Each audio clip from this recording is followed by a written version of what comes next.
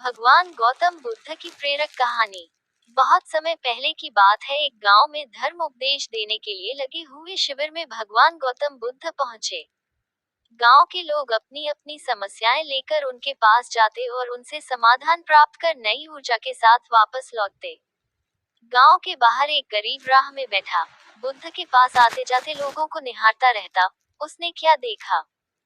दुखी चेहरा लिए भारी कदमों से लोग भगवान गौतम बुद्ध के शिविर में जाते और नई ऊर्जा के साथ चेहरे पर खुशी व आनंद लिए वापस लौटते।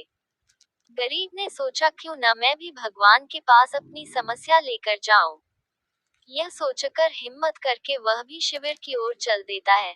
शिविर में एक एक कर क्रमबद्ध तरीके से व्यक्ति को प्रवेश मिलता है, इसलिए वह भी अपनी बारी की प्रतीक्षा करने लगा। जो कुछ उसने रास्ते में देखा, अब यहाँ उसे देखने को मिल रहा है। लोग एक एक कर अपनी समस्याएं बता रहे थे। भगवान गौतम बुद्ध चुपचाप शांति से सबकी समस्या सुनते और जवाब देते। उसकी भी बारी आई। उसने भगवान गौतम बुद्ध को प्रणाम किया और बोला, मैं ही गरीब क्यों? भगवान गौतम बुद्ध मुस्कुराए और बोले, तुमने कभी किसी को दिया ही नहीं, इसलिए गरीब हो। इस पर वह आश्चर्य से वह भगवान गौतम बुद्ध का मुंह ताकने लगा और बोला, मेरे पास कुछ देने के लिए है ही नहीं। बड़ी मुश्किल से गुजारा हो पाता है और कभी कभी तो भूखे ही सोना पड़ता है, इतना गरीब हूँ। भगवान गौतम बुद्ध शांत भाव से बोले, तुम्हारे पास एक चेहरा है, किसी को भी मुस्कुराहट दे सकते हो। तुम्हारे पास मुंह है, किसी को भी प्रशंसा भरे कुछ शब्द दे सकते हो। जो हाथ तुम्हारे पास है, किसी की भी मदद कर सकते हो। दरअसल जिसके पास में ये तीन चीजें हैं, वह भला कैसे गरीब हो सकता है? गरीबी का भाव मन में होता है, मन से यह भ्रम निकाल दो। लोगों को देते जाओ, गरीबी अपने आप ही दूर हो जाएगी। यह बातें सुनकर उस गरीब का चेहरा दमक उठा। उसे अपने प्रश्न का उत्तर मिल चुका है।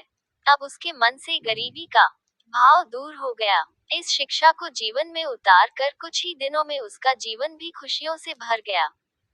जीवन की सीख। मंदिर में भी लोग जाते हैं तो कुछ न कुछ मांगते रहते हैं और जीवन भर घुट घुट कर, रो रो कर समय बिता देते हैं। वे ईश्वर की कृपाओं को कभी कम समझे ही नहीं। जीवन की महत्वता को कभी जाना ही नहीं। इस पर कबीर दास जी ने बहुत बेहतरीन दोहे कहे हैं, आइए पढ़ते हैं और समझते हैं। सबके पल्ले लाल है, सभी साहूकार। गांठ खोल परखा नहीं, या विधि रहा कंगाल।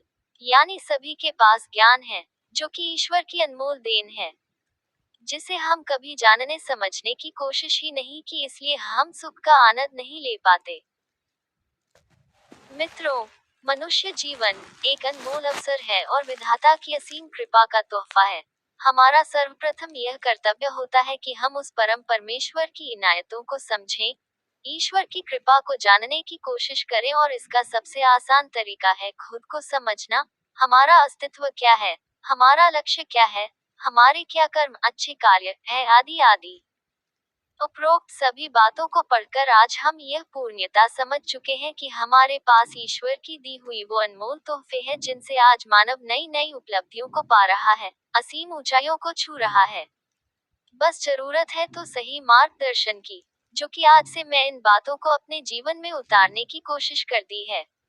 आपको बस यह करना है। 1. हर रोज अपनी एक कमी को दूर करो, चाहे वह आपका गुस्सा हो या फिर नकारात्मक सोच। 2. जब भी कुछ सोचो तो अच्छा सोचो। 3. अगर कुछ करना का सोचा है तो तब तक उसके पीछे लगे रहो जब तक कि वह काम हो नहीं जाता।